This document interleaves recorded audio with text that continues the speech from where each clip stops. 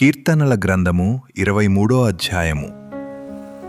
యెహోవా నా కాపరి, నాకు లేమి కలుగదు. పచ్చికగల చోట్లను ఆయన నన్ను పరుండజేయుచున్నాడు. శాంతికరమైన జలముల యొద్ద నన్ను నడిపించుచున్నాడు. నా ప్రాణమునకు ఆయన సేదదీర్చుచున్నాడు. తన నామమును బట్టి నీతి మార్గములలో నన్ను నడిపించుచున్నాడు. గాఢాంధకారపు లోయలో నేను సంచరించినను ఏ అపాయమునకు భయపడను. నీవు నాకు తోడైయుందువు.